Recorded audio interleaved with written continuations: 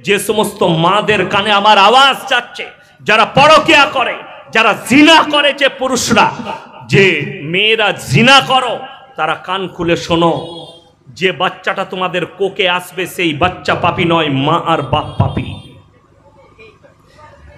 যদি কেউ নিজের অবৈধ বাচ্চা মারা যায়, সেই ছেলেটা জান্নাতি, আমি ইয়াসিন বলে যাচ্ছি। কোন ছেলে যদি অবৈধ হয়, পরকীয়ার বাচ্চা হয়, সেই বাচ্চাটা যদি পেটে মারা যায়, সেই বাচ্চাটা হচ্ছে জান্নাতি বাচ্চা। জোরে বলুন সুবহানাল্লাহ। আল্লাহ এতটা মেহেরবান।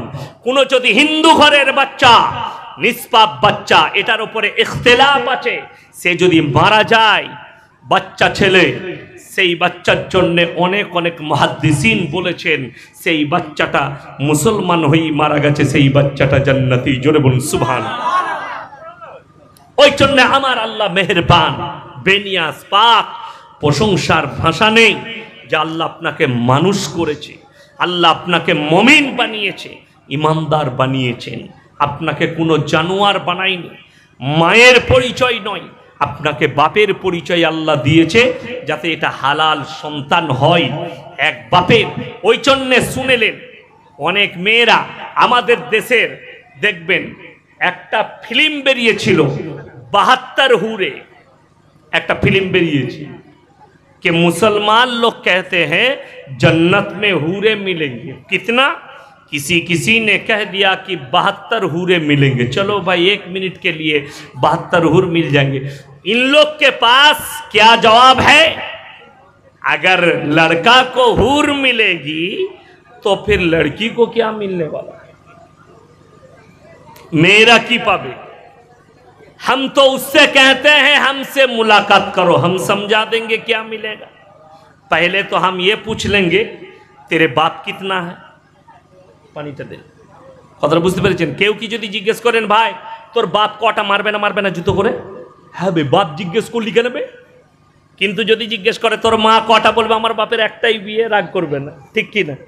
আপনারা আমাকে যদি জিজ্ঞেস করেন হুজুর আপনার কটা মা, আমি বলবো একটাই মা, আমার বাপের একটাই বিয়ে হয়েছিল, রাগ করার কিছু নাই। কিন্তু কেউ যদি বলে হুজুর আপনার বাপ কটা, তাহলে মারবো না তাকে জুতো করে। তাহলে কি বললিবে? বাপ কটা? যে কোনো ভালো ভদ্র মানুষ রেগে যাবে, বাপ কটা রেগে যাবে। কেন? একটা স্ত্রীর দুটো স্বামী হলে বিপত্তি ঘটবে। ছেলেটা কার বোঝা যাবে না। একটা স্বামীর দুটো বিবি হলে, যদি এই বিবির সঙ্গে প্রথম বিবির সঙ্গে সহবাস করে, তার পেটে বাচ্চা আছে, জানা যাবে এটার বাপ এটা। আর যদি ওই বাচ্চার সঙ্গে ওই দ্বিতীয় স্ত্রীর সঙ্গে করে, বোঝা যাবে ওটা দ্বিতীয় স্ত্রীর পেটে বাচ্চা, মানে আমারই বাচ্চা। দুটোর বাপ একজনাই। কিন্তু একটা মেয়ের দুটো স্বামী হলে তাকে রক্ত রিপোর্ট করতে হবে, বহু ঝামেলা করতে হবে, মেডিকেল চেক আপ। ছেলেটা কার? বিসমিল্লাহ, আলহামদুলিল্লাহ। ইমাম সাহেব জানে ঠান্ডা খায়, চাগাতে গেলে ঠান্ডা দিতে হবে। আলহামদুলিল্লাহ আমার মুসলমান ভাই। ওই জন্যে জান্নাতে নারীরা যদি জান্নাতি হয়, নিজের স্বামীকে পাবে। জোরে বলুন সুবহানাল্লাহ। পৃথিবীতে স্বামীর জন্যে স্ত্রীর থেকে বড় দৌলত কিছু নেই। স্ত্রীর কাছে স্বামীর থেকে বড় দৌলত কিছু আছে? নাই। যে পুরুষরা মনে করেন বউ না হলেও চলবে, তারা জিনা করে চলে, তারা জিনাখোর, তারা নারীবাজি। সেই পুরুষরা শোনো, আমার আল্লাহ রাব্বুল আলামিন কোরআনে বললেন যুয়িনা লিন-নাসি হুব্বুশ শাহাওয়াতি মিনান নিসা। হে আমার বিশ্ব নবী, দুনিয়াতে আমি আমার বান্দাকে সবথেকে দামি দৌলত যেটা দিয়েছি, সেটার নাম হচ্ছে বিবি। জোরে বলুন সুবহানাল্লাহ। বিবির থেকে বড় দৌলত কিছুই নেই। বিবি হচ্ছে একটা আপনজন দৌলত। যদি স্ত্রী বাপের বাড়ি যায়, 3 দিন যদি আপনাকে রেঁধে খেতে হয় না, আপনি বুঝতে পারবেন, ঠিক কিনা কথা বলেন? 3 দিন।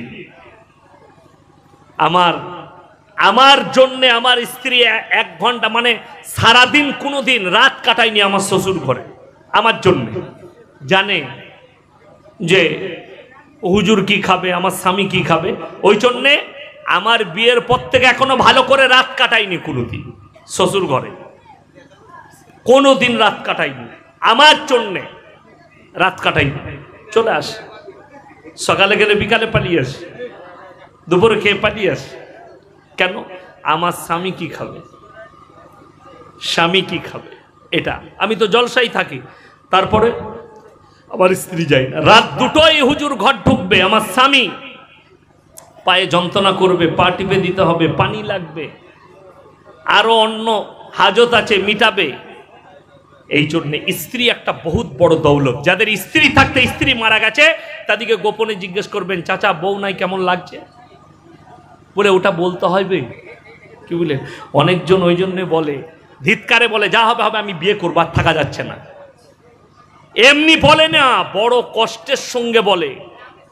আপনারা মনে করেছেন, যারা হাসছেন তারা শুনেন, যারা মনে করছেন স্ত্রী শুধু মিলামিশার জন্য, না, স্ত্রী এত বড় একটা দৌলত। ওই জন্য বিবাহকে অর্ধেকটা ঈমান বলা হয়েছে। জোরে বলুন সুবহানাল্লাহ। আপনি চোখের জিনা থেকে বাঁচবেন, মুখের জিনা থেকে বাঁচবেন, কানের জিনা থেকে বাঁচবেন। আজকে তো আমরা আমাদের সন্তানদিকে জিনায় ঠেলে দিচ্ছি, জিনা করার সুযোগ করে দিচ্ছি। কেন করছেন? আমাদের মতো মৌলবীর মূল্য তো আপনাদের কাছে নেই। আমাদের মূল্য দু জায়গায় আছে, হলে আর মোলে। ঠিক কিনা কথা বলে? হলে আর মোলে। হয়েছে হুজুর কানে আজান দেন, মুখে পানি দেন, আর মরেছে জানাজা পড়ান, বলে বাকি, বলে বাকি সব ওই তো নানির হাদিস আর খালার হাদিস। হাদিসুন্নিসা, মেয়েদের হাদিস চলে, আমাদের হাদিস চলে? আমাদের হাদিস একটাও চলে না। আমাদের হাদিস চললে তো প্রত্যেকটা বিয়ের দিন ঠিক করার সময় একটা করে আলেম বসে থাকতো, আপনার ইমাম, আপনার পছন্দর আলেম বসে থাকতো, যে হুজুর সুন্নত তরিকায় কি করে হবে। এরা গ্রামের মোড়লকে ডাকবে, নেতাকে ডাকবে, আমাদের মতো মৌলবীকে ডাকবে না, জানছে অবৈধ কাজগুলো নিষেধ করবে। ওই জন্যে ডাকিস না, অবৈধ কাজ এরা নিষেধ করে দিবে, এটা করা যাবে না, ওটা করা যাবে না, এই জিনিস চলবে না, ওই জিনিস চলবে না। ওই জন্য ওদিকে এখন ডাকবি কোথাও, ওদিকে জলসায় ডাকবি, ওদিকে মরা ঘরে ডাকবি, জানাজা পড়াবে ওরা, ওদের আবার কাজ আছে, বাকি তো সব আমাদের। ওই জন্যই তো এখনো আমাদের দেশে 40-এ খানা চলছে। আর কিছু গুটকাখোর মৌলবি আছে, তারা বলছে 40-এর খানা আবার বন্ধ করে। ওই খেয়ে খেয়েই তো তাদের পেট মোটা হয়েছে। আমাকে বলবেন, হুজুর আপনি কি খেয়ে মোটা হয়েছেন? আমার বাপকে কি জিজ্ঞেস করো, আমার মাদ্রাসায় যারা যায় সেই মেহমান দিকে জিজ্ঞেস করো, ইয়াসিন মাদ্রাসায় খানা খাই না। যেদিন থেকে আমার আব্বার মাদ্রাসায় জয়েন করেছি সেই দিন থেকে মাদ্রাসায় এক লোকমা খানা খাইনি। আমি বাড়িতে খানা খাই, মাদ্রাসায় ক্লাস করি, মাদ্রাসার খানা খাই। কেন খাই না? এখন তো হুজুর দিকে কি খাওয়াবে কোনো ঠিক নাই। লোকরা বলছে লটারিতে টাকা পড়েছে, বলে হুজুর দাওয়াত করব ছেলেদিকে। কি করবে? বলে বরকত। লটারিতে টাকা পড়েছে, সুদের ওপরে টাকা করেছে, বলে 1 বছরে 5 লাখ টাকা সুদে লাভ হয়েছে। কি করব? বলে তাহলে মাসার ছেলেদিকে দাওয়াত খাইবে। আমাদের আর ইলম হাসিল হবে না, দোয়া কবুল হবে? আমাদেরকে তো ছাড়ছ না। হাওড়ার একটা ছেলে ফোন করে বলছে, হুজুর আপনি তো জলসাই যান, যখন খানা খান কি খান? আপনিও তো হারাম খান। আপনাদেরকে বুঝিয়ে দিই, যদি বলেন হুজুররা জলসাই এসে, আচ্ছা এই গ্রামের আমি কেউ কি চিনি যে কে কি ব্যবসা করে? তাড়াতাড়ি বলুন। কেউ কিন্তু চিনি না। আমি যখন চিনি না, আপনারা দাওয়াত দিয়েছেন, আপনারা মুমিন ভাই হিসাবে আপনাদের উচিত আমাকে হালাল মালটাই খাওয়ানো।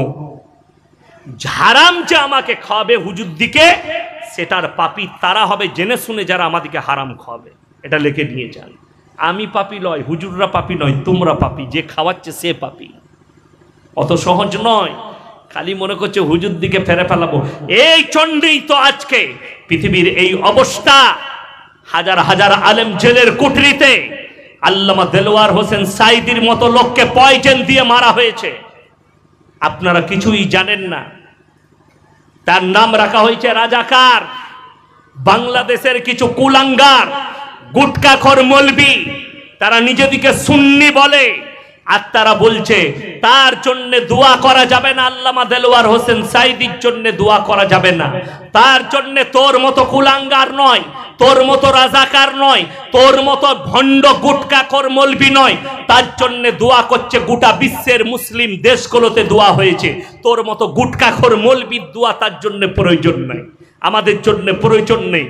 বড় কষ্টের বিষয়, দুঃখের বিষয়, এটা হাসিনা সরকারের ভোটের একটা পয়জেন। দেলোয়ার হোসেন সাঈদীকে মেরে দাও, ভোটে জিততে গেলে ওকে মার্ডার করতে হবে। আমি বলেছি, যদি হিম্মত থাকে, হাসিনা যদি এক বাপের বিটি হয়ে থাকে, একবার খালি হকের ওপরে ভোট করে দেখাক, ওকে লাত মেরে দেশ থেকে যদি না তাড়ায়, ওর বাপের থেকেও খারাপ হাল করবে আল্লাহ। এখন তো বাংলাদেশের কিছু গুটকাখোর মৌলবি আছে, তারা আবার কবর জিয়ারত করতে যায়, বলে কি বলে জানেন, বলে জানাব হযরত মুজিবুর রহমান। সে কবে হযরত হলো বে? এটাই কষ্টের। কে? গুটকাখোর মৌলবি, যারা নিজেদিকে সুন্নি বলে, এরা দেশের মানুষকে, এরা সুন্নির মৌলবি কটা। এই বাংলাদেশের কটা সুন্নি মৌলবিকে দেখলাম যারা বলছে এর জন্য দোয়া করা যাবে না, সে রাজাকার ছিল। এই মৌলবি কটা এক নম্বর গুটকাখোর আর রাজাকার। আর এই মৌলবি কটা, এরা হালুয়া রুটি খায়, এরা ফতিহা করে খায়, এরা লোকের ঘরে কোরআন খানি করে দাওয়াত করে খায়, আর এরা হারামের পথে আছে। তার জন্য হক পথ এদের পছন্দ হয় না। এরা কবর পুজো করে খায়, এদের কবর পুজো করে পেট চলে, কবরে সিজদা করে পেট চলে, কবরে চাদর চড়িয়ে পেট চলে। যার কারণে ইয়াসিনের বয়ান তাদের কাছে শোনা যাবে না। মুর্শিদাবাদের এক জোকারকে দেখলাম। কি বলেন? জোকার মানে জানেন? জোকার জাদুখালা দেখায়, জানেন জাদুখালা? কালো বিভিন্ন রকমের পোশাক পরে, এরকম কি রকম আলখেল্লা জামা পড়েছে, আর কিরকম কালারিং টুপি পড়েছে, কাগজ নিয়ে বলছে কার কার জলসা শোনা যাবে না। মৌলবি শওকতের, ইয়াসিনের, অমুকের, তমুকের, এদের জলসা শোনা হারাম, এদের জলসা শোনা নাজায়েজ। সালা হারামের ঠিকাটা তো তোকেই দিয়ে দিয়েছে আল্লাহ। সমাজকে গুমরাহ করে দিল। আমরা বলিনি? গোটা পৃথিবীর মিডিয়াকে তাকিয়ে দেখো, বাংলাদেশের যে সমস্ত কুলাঙ্গার যারা বলছেন, আমাকে একটা ছেলে বলেছে তুমি খালিদা জিয়ার কাছ থেকে পয়সা নিয়েছো। আরে হারামখোর, আমি খালিদা জিয়াকে চিনি না। আমি আমার 25,000 জলসা ছুটছে, তার নাম মুখে উচ্চারণ করিনি, আমি তাকে আমি চিনি না, আমি একবারও তার মুখে উচ্চারণ করিনি। এ তো আমি জানলাম যে খালেদা জিয়ার একটা ভোটের বিপক্ষ দল কে আছে জানি না। বাংলাদেশের অবস্থা শ্রীলঙ্কার থেকেও খারাপ হবে, আল্লাহর থেকেও খারাপ করবে, মুজিবরের থেকেও খারাপ অবস্থা হবে তার মেয়ের হাসিনা। আল্লামা দেলোয়ার হোসেন সাঈদী শুধু নয়, আল্লামা মামুনুল হক, কাজী ইব্রাহিম, আমির হামজা, বড় বড় উলামায়ে দ্বীনকে জেলের কুঠরিতে ভরে রেখে দিয়েছে। যদি মনে করো একটা আলেমকে মেরে দিয়ে, 10টা আলেমকে মেরে দিয়ে, এদিকে পয়জন দিয়ে আর ইনজেকশন দিয়ে মেরে দিয়ে তুমি যদি মনে করো দেশে রাজত্ব করবে পৃথিবীতে, তোমার থেকে বড় জালিম ফিরাউন ছিল, তোমার থেকে বড় জালিম নমরুদ ছিল। আল্লাহ যাদের রাজত্বকে মিটিয়ে অভিশপ্ত করেছে, হাসিনা তুমি হবে পৃথিবীর একজন অভিশপ্ত নেতা, অভিশপ্ত হবে তুমি, চিরজীবন তুমি অভিশপ্ত থাকবে। আর কিয়ামতের দিন আল্লাহ তোমাকে পাকড়াও করবে। শুধু তাই নয়, দেখে নাও ফেরাউনের রাজত্বকে দেখো, আল্লাহ কিভাবে চুর চুর করেছিল। ফেরাউন চেয়েছিল, সে বলেছিল আলা রাব্বুকুমুল আলা, আমি হচ্ছি পৃথিবীর আলা, আমার ওপরে কেউ নেই। আল্লাহ তাকে এমন মৃত্যু দিয়েছে, গোটা পৃথিবী আজ পর্যন্ত তার নজির রয়ে গেছে। আর শুনে রেখে দেন, ভারতের নয়, গোটা বিশ্বের যে সমস্ত রাজাকার, যে সমস্ত কুলাঙ্গার, যে সমস্ত নেমখারাম, যে সমস্ত বেঈমানরা মনে করছেন এই আলেমরা মিটিয়ে দেবো, আলেমদিকে মিটিয়ে দেবো, কোরআনকে মিটাবো, ইসলামের হুকুমতকে মিটাবো, তাদেরকে কান খুলে বলছি শুনে নাও। তোমরা তো দূরের কথা, তোমাদের 14 পুরুষ যদি দাঁড়িয়ে যাও, একবার খালি উলামাদের কোরবানিটা দেখে নাও। দিল্লি থেকে লাহোর পর্যন্ত এমন কোন গাছ ছিল না ইংরেজরা যে গাছে উলামাদিকে ঝোলায়নি। 56 থেকে 58,000 উলামা শহীদ হয়েছে দেশকে স্বাধীন করার জন্য। আন্ডারপ্যান্ট পরে জেলের মধ্যে দাখিল করেছে, আন্দামানের কঠিন জেলে উলামায়ে তিন দিকে আন্ডারপ্যান্ট পরে ভরে দেওয়া হয়েছে, তাদের কোমরের তলায় আগুন দিয়েছে, তারপরেও তাদের ইমানের টনক লড়াতে পারেনি। হাসিনা সরকার শোনো, তোমাকে কান খুলে শুনে নাও, তুমি যতই চেষ্টা করো আলেমদিকে হত্যা করে, উলামাদিকে জেলের কুঠরিতে বন্ধ করে, কখনো ইসলামকে মিটাতে পারবে না। তুমি কোরআনের আয়াতকে একবার পড়ে দেখবে, তোমার বাড়িতে কোরআন থাকলে তোমার ফ্যামিলি হচ্ছে বেঈমান ফ্যামিলি। তোমার ছেলে বিয়ে করেছে একটা খ্রিস্টানকে, ইহুদিকে, একটা নাস্তিককে, একটা বেঈমান কাফেরকে বিয়ে করেছে, যার সঙ্গে আমার আল্লাহ সম্পর্ক ছিন্ন করেছে। সেরকম একটা নোংরা জগতে নোংরা নারীকে তার ছেলে বিয়ে করেছে, আর সে নিজেকে বলে মুসলমান। আমি আমার পৃথিবীর বাংলাদেশ, ভারত, পাকিস্তানের যত দেশের পৃথিবীর মুসলমান আছে, কান খুলে শুনে নাও, হজ করতে গেলে মুসলমান হওয়া চাই না, মাথা ঠুকলে মুসলমান হওয়া চাই না, মসজিদে নামাজ পড়লে মুসলমান হওয়া চাই না। যদি এটাই হতো, আমার আল্লাহ শর্ত রেখেছে কোরআনে যে হে আমার বিশ্ব নবী বলো, লাইসাল বিররাম তুয়াল্লু বুজুহাকুম কিবালাল মাশরিকি ওয়াল মাগরিব, পূব কিংবা পশ্চিম দিকে মাথা ঠুকার নামে ঈমান নয়। হাসিনার মতো বেঈমান কাবা ঘরে গিয়ে মাথা ঠুকলে সে মুমিন হবে না। হাসিনার মতো বেঈমান কোরআন খুলে পড়লে ইমানদার হবে না। কেউ যদি বলে কোরআন পড়ার কারণে হাসিনা ইমানদার, কবিগুরু রবীন্দ্রনাথ ঠাকুর কোরআন পড়েছে, ঈশ্বরচন্দ্র বিদ্যাসাগর কোরআন পড়েছে, রাজা রামমোহন রায় কোরআন পড়েছে, শ্রী রামকৃষ্ণ কোরআন পড়েছে, বড় বড় আমাদের দেশের মনীষীরা তারা কোরআন পড়েছে, আইনস্টাইন কোরআন পড়েছে, স্যার আইজাক নিউটন কোরআন পড়েছে। যদি এটাই হতো তাহলে এদিকে কি করে আপনি বেঈমান বলবেন? এরাও কোরআন পড়েছে, এরাও মুমিন। কোরআন পৃথিবীর বহু বেঈমান পড়ে, তা বলে তারা মুমিন নয়। যদি বলেন হুজুর মুমিনের পরিচয় দেন, হাত তুলে বলুন আজ থেকে আমরা সবাই মুমিন হব। জোরে বলুন ইনশাআল্লাহ। আমার আল্লাহ রাব্বুল আলামিন কোরআনে বললেন আলিফ লাম মিম যালিকাল কিতাবু লা রাইবা ফীহি হুদাল লিল মুত্তাকিন। আমার আল্লাহ কোরআনে বললেন আলিফ লাম মিম র, তাসিন তাসিন মিম ইয়াসিন কাফ ইয়া আইন সাদ। কোরআনে যতগুলো এরকম হরফ আছে এগুলোর নাম হচ্ছে হরফে মুকাত্তাব। এর মানেটা পৃথিবীর কেউ জানে না, আমি আল্লাহ কিয়ামতের দিনে বর্ণনা করব। জোরে বলুন সুবহানাল্লাহ। যালিকাল কিতাবু লা রাইবা ফী, আমার এই কোরআনে বিন্দু মাত্র সন্দেহ নেই। জোরে বলুন সুবহানাল্লাহ। বাংলাদেশের এক হারামখোরকে দেখলাম, তার নাম কি নূর বটে, আসাদুর নূর, এক নেমো হারাম আসাদ নূর। সে কোরআনের বিরুদ্ধে নবীজি সাল্লাল্লাহু আলাইহি সাল্লাম এবং তেনার মেয়ে ফাতেমা, তেনার বিবি খাদিজা, তেনার বিবি ফাতেমা, এই সম্পর্কে এই সমস্ত নবীর বিবি বিটি বড় বড় সাহাবীদের বিবিদের জন্য কুরুচিকর মন্তব্য করেছে। বাংলাদেশের মতো মুসলিম রাষ্ট্রে আজকে বলে যাই, যারা বসে আছেন তারা মাসলা শুনেলেন, একটা ইসলামের মাসলা। আমরা যে দেশটাই বাস করছি এটা হচ্ছে সেকুলার দেশ। কি দেশ বললাম? সেকুলার দেশ। হিন্দুস্তানের মাটি, আমরা হিন্দু মুসলিম সব জাতি এই ভারতে বাস করে এবং সবাই নিজের নিজের ধর্ম পালন করতে পায়। জোরে বলুন সুবহানাল্লাহ। ওই জন্য আমরা ভারতের সংবিধানকে মেনে চলবো। জোরে বলুন ইনশাআল্লাহ। ভারতের আইনকে মেনে চলবো। ওই জন্যে সব সময় জেনে রেখে দিবেন, বাংলাদেশের মাসলা আলাদা, পাকিস্তানের মাসলা আলাদা, আরবের মাসলা আলাদা, আর ভারতের মাসলা আলাদা। ভারতে যদি কেউ একটা আপনাদের মধ্যে বড় লোক হয় আর 4 চাকা কিনতে যায়, ট্যাক্স লাগবে না? লাগবে না? কথা বলেন। যদি ক্যাশে গাড়ি কিনেন 15 লাখ টাকার, আপনাকে উৎস দেখাতে হবে 15 লাখ টাকা পেলি কি করে ইনকাম করলি। কেন? চোরে চোর ধরে। বুঝতে পেরেছেন না? পারেন? চোরের উপরে বাটপড়ি জানেন কাকে বলে? চোরের উপরে বাটপড়ি মানে আপনি চুরি করে আনলেন, আপনাকে ধরলো, বে কোথা থেকে চুরি করলি, স্যার মালটা রাখ, ঘর যা, পরে দেখা করবি। ও মাল নিজে নিয়ে নিল, এটার নাম বাটপড়ি। তো আমাদের দেশে চোরের উপরে বাটপড়ি হয়।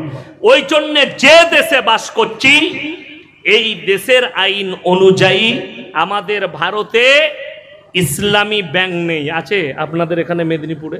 কথা বলেন, আছে?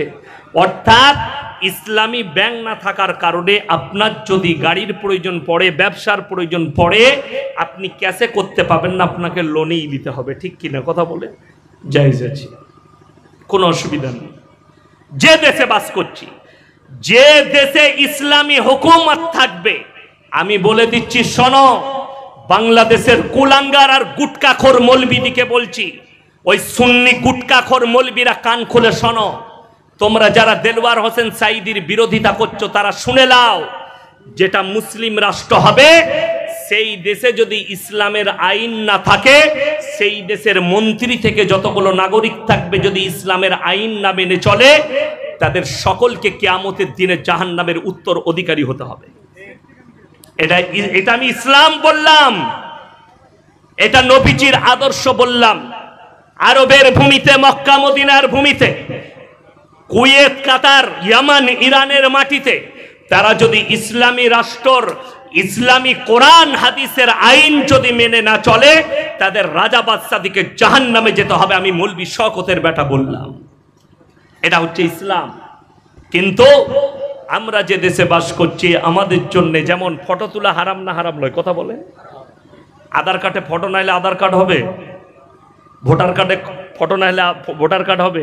হবে না। এই ক্ষেত্রে আমাদের মুফতিরা, আমাদের উলামারা ফতোয়া দিচ্ছে জায়েজ আছে। কেন? আমরা এই দেশে বাস করছি, দেশের আইন। আপনার পরিচয় পত্র করতে গেলে ফটো তুলতে হবে। আমাদের মেয়েরা বেপর্দা হতে পাবে? কথা বলে?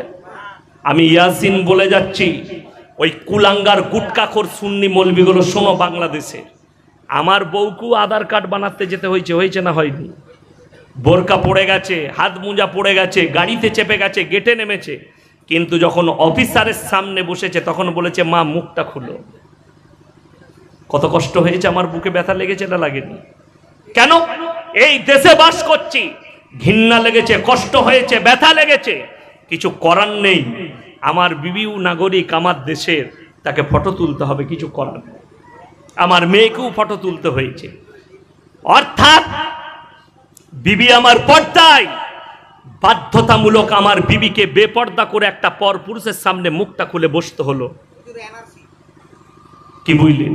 ওই জন্য মুসলমান ভাই দিকে বলি, আমরা ইসলামী, এটা ইসলামী রাষ্ট্র নয়, এটা আমরা হিন্দুস্তানে বাস করছি, সেকুলার দেশ একে বলা হয়। সবাই নিজের নিজের ধর্ম পালন করতে পাবে নিজের স্বেচ্ছায়। আমাদের দেশের সরকার আপনার জন্য জাল বিছিয়েছে, জালটার নাম হচ্ছে ইউনিফর্ম সিভিল কোড। মোদী সরকার বিছিয়েছে জালটা। কেন? মুসলমানদের এক দেশ এক কানুন হোগা, তোমার বিয়ে আর থাকবে না, যে যার বউকে নিয়ে পারবি সু, এটা হবে কানুন। আপনারা রাগ করছেন, আমি বাস্তব কথা বলছি।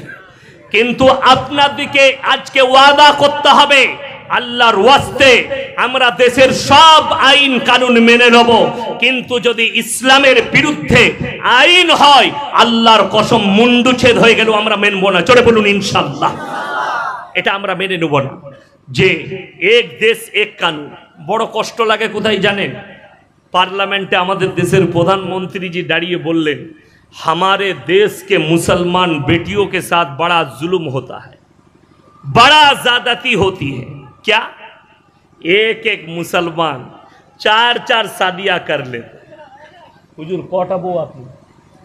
একটা। বাবাজি আপনার কটা? একটা। আমারও একটাই। 4টা কার আছে হাত তুলেন?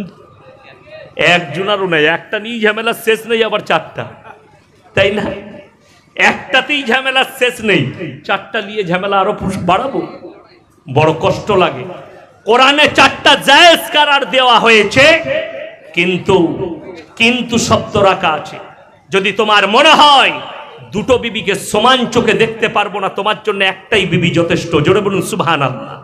4টা বউ আমরা একসাথে রাখিনি, প্রয়োজন মোতাবিক।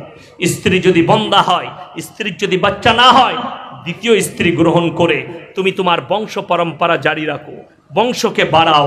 যদি তোমার স্ত্রী অসুস্থ হয়, ডাক্তারে বলে দেয় স্ত্রীর সঙ্গে মিলামিশা করতে পাবে না, তোমার যৌবনটাকে হারাম জায়গায় খরচ না করে তুমি একটা বিধবা হোক, যে কোনো নারীকে তুমি বিবাহ করে হালাল স্বীকৃতি দিয়ে বিবি করে তুমি হালাল ভাবে মিলামিশা করো। জোরে বলুন না সুবহানাল্লাহ। কষ্ট এটাই লাগলো, बोले मुसलमान अपने बीवी को तलाक दे देते और बड़ा जुल्म करते हैं। हिंदुस्तान एकटाও मीडिया, हम तो ढूंढ रहे हैं भाई मीडिया वालों, कहां चले गए मीडिया वाले? रूबिका लियाकत कहां छुप गई? तू सुबुई खान कहां छुप गई? अंजना अम कसब जी, अगर एक बाप के बेटी हो तो एक मर्तबा देश के प्रधानमंत्री जी से हमारे तरफ से देशवासियों की तरफ से एक सवाल कर लो, बस मैं एक सवाल का जवाब चाहता हूं कि जी आपका बीबी कहां पर है। समझे कि नहीं? ए बुझते पेरेছো না পারোনি যে স্যার আপনার বউটা কোথায়? যিনি নিজের বউকে অধিকার দেয়নি সে আবার আমার বউ নিয়ে চিন্তা করে। এটা কত কষ্ট লাগে, এটা কত দুঃখ লাগে। এটাই তো হচ্ছে আসল ব্যাপার। কি বুঝলেন? হাসিনা কত সুন্দর কথা বলে জানেন? ইনশাআল্লাহ, আলহামদুলিল্লাহ। বাংলাদেশের পার্লামেন্টে আপনারা জানেন গীতা পাঠ হয়? এই জানেন নাকি? বাংলাদেশের পার্লামেন্টে গীতা পাঠ হয়। আর যে হারামখোর কোরআন তেলাওয়াত করে ফেরেশতা একটাও পার্লামেন্টে থাকে না। ওই জন্যই তো শয়তানগুলো হাজির হয়েছে সব। যতগুলো এমপি আছে হাসিনা, কেউ নাচে, কেউ ড্যান্স করে, কেউ বাজারুমে, এই মালগুলো সব তার এমপি এমএলএ। আরে বাংলাদেশ দারুণ দেশ, তা না হলে কখনো হিরো আলমের মতো লোক ভোটে দাঁড়ায়? বড় কষ্টর কথা। একজন বলেছে আল্লাহ তাকে ওরকম করেছে। আল্লাহ তো তোকে পাগল করেনি। কথাটা ভালো করে বুঝবেন। আমি একটা সুস্থ মস্তিষ্কের লোক। আচ্ছা, আপনাদের গ্রামে যদি বলা হয় যে ভাই আমি ইয়াসিন একটা দল করেছি, তোমাদের গ্রাম থেকে একটা পাগলকে দাও ভোটে দাঁড় করাবো, আপনারা পাগলকে দিবেন না ভালো লোককে দিবেন? কথা বলে, ভালো লোককে, বুদ্ধিজীবীকে, জ্ঞানীকে দিবেন। পাগল কি করে ভোটে দাঁড়ায়? কে যে নামটা দিল তার হিরো আলম, ওর নাম পাগল আলম। কি বুঝলেন? ভালো করে কথা বলতে পারেন না। সে কি বলছে জানেন? ওই বলছে কি কাজে বললে, হ্যাঁ ভালো কাজে লোহা ফুলে, লোহা ফুলে। কি বুঝলেন? তাহলে এইটা আবার কি ভাষা? তারপরে দেখলাম মাল ভুল বলছি। কি বললে? সবরেতে লোহা ফুলে, আমরা কি বলি মোয়া ফুলে, তাই না?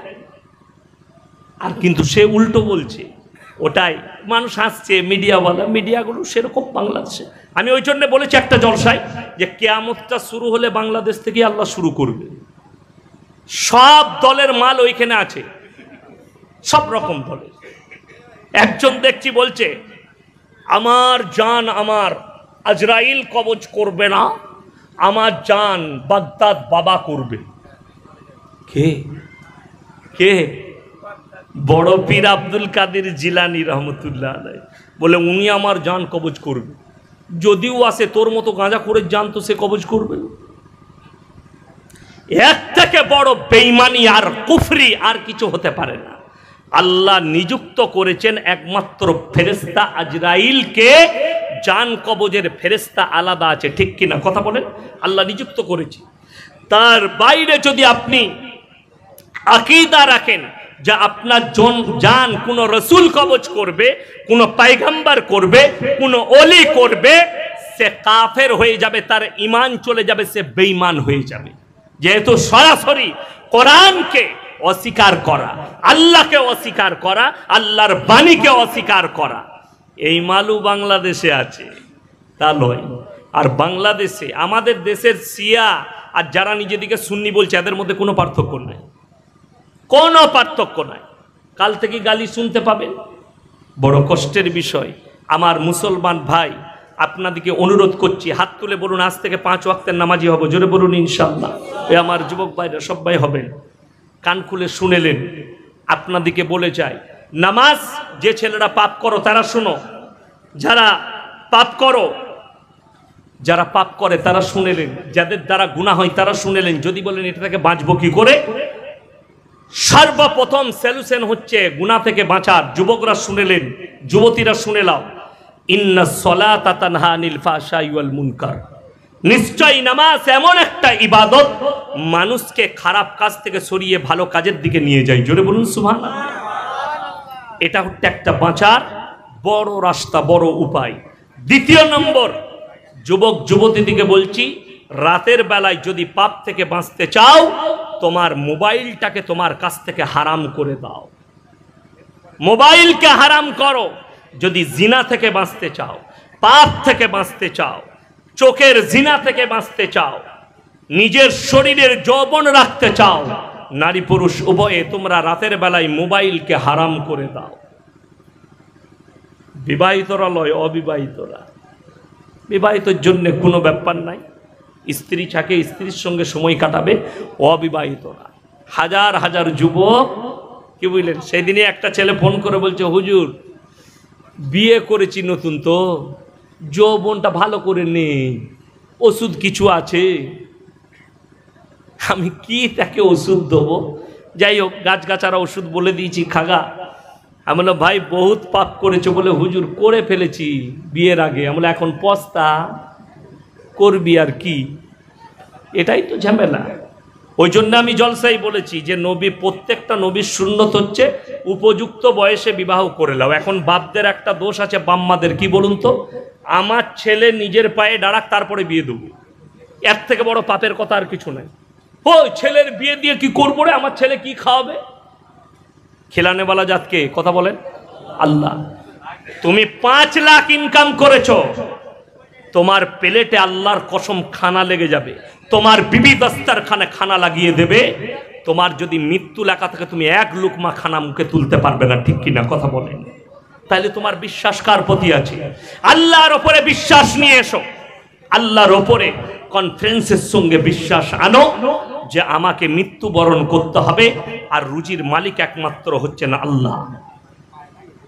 ছেলে, আমার ছেলের যদি বিয়ে দিই, তার বিবি যদি আসে, অনেকজনের বিশ্বাস হবে কিনা জানি না। আমি যখন প্রথম আমি লখনৌ থেকে যখন কিরাত পড়ে এলাম, আমার বিয়ে হলো, 1 মাসও হয়নি, 2 মাসও হয়নি, ভালো করে আমার বিয়ে দিয়ে দিয়েছে।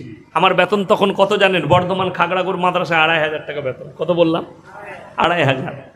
তো আমি আব্বাকে বললাম যে 6 মাস পরে করব, 1 বছর পরে কিছু টাকা আমার হাতে আসুক। বলে, বিশ্বাস রাখ, রুজির মালিক আল্লাহ, বিয়ে করো, আল্লাহ বরকত দিবে। যে আসছে তোমার ঘরে, তোমার বিবি, সে নিজের রুজি মেপে নিয়ে আসছে। বিশ্বাস করুন, আল্লাহর কাছে কাঁদি, আল্লাহ এত বড় মেহেরবান। আমি বিয়ে করেছি, আল্লাহ এত বরকত দিয়েছে, কল্পনা করতে পারবো না। আল্লাহর শুকর আদায় করে মৃত্যুকাল পর্যন্ত শেষ করতে পারবো না। বিবির বরকত, বিবি হয়েছে, বাচ্চা হলো, মনে মনে করলাম আল্লাহ একটা বাচ্চা হয়ে গেল, সংসার আরো বড়। আল্লাহ আরো বরকত দিয়েছে, আবার একটা বাচ্চা হলো, আল্লাহ আরো বরকত দিয়েছে। বরকতের শেষ নেই। আল্লাহর কসম করে বলছি, যারা আল্লাহর ওপরে বিশ্বাস রাখবে, যারা আল্লাহর ওপরে, ঈমানের ওপরে, ইয়াকিনের ওপরে বিশ্বাস রাখবে, আল্লাহর কসম তাদের রুজিতে আল্লাহ কোনোদিন কমি দিবে না। জোরে বলুন সুবহানাল্লাহ।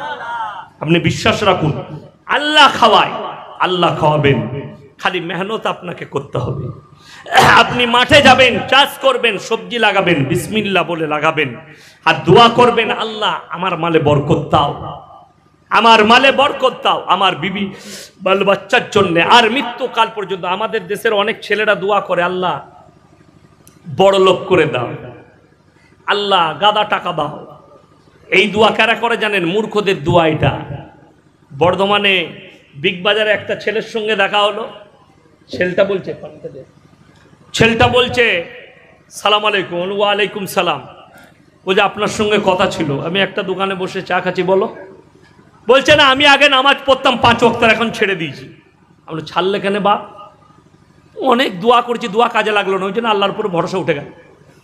শালা কত বড় মুমিন বুঝেলেন, বুদ্ধিজীবী। আলহামদুলিল্লাহ। ওই জন্য আমি নামাজ পড়া ছেড়ে দিয়েছি। আমি তাকে বললাম, তুমি কি দোয়া করতে? বলছে আমি নামাজের পরে দোয়া করতাম, আল্লাহ আমার কারোবারে বরকত দাও, আর বেশি বেশি করে টাকা দাও। এই দোয়া করতাম। আমি বললাম, ফেরাউন কোনোদিন দোয়া করেছে? বলে করেনি। আমরা, ফেরাউন বড় লোক ছিল না, গরিব? বাদশা করেছে। আমি তাকে বললাম, আল্লাহ 2 জনকে মাল দেয়, একজনকে আল্লাহ ভালোবেসে দেন আর একজনকে আল্লাহ রেগে মাল দেন। যাকে রেগে মাল দেয় কোরআনে আছে ওয়াইলুল লিকুল্লি হুমাযাতিল লুমাযা আল্লাযী জামা মালান ওয়া আদ্দাদা। যারা মাল জমা করে বারবার গুণয়ন করে আর গুনে গুনে রাখে, ইয়াসাবু আন্না মালাহু আখলাদা।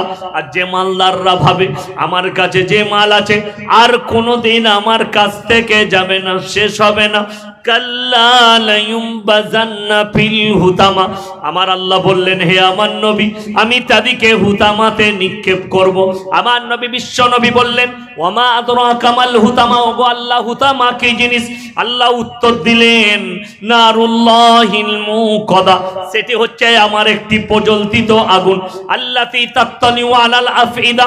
এমন আগুন যার মধ্যে কোনো পদার্থকে নিক্ষেপ করলে সঙ্গে সঙ্গে তাকে চূর্ণ বিচূর্ণ করে দেয়।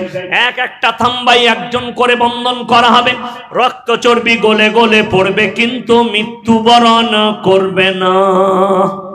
এটা হচ্ছে কোরআন। আপনি মালের প্রতি মহব্বত।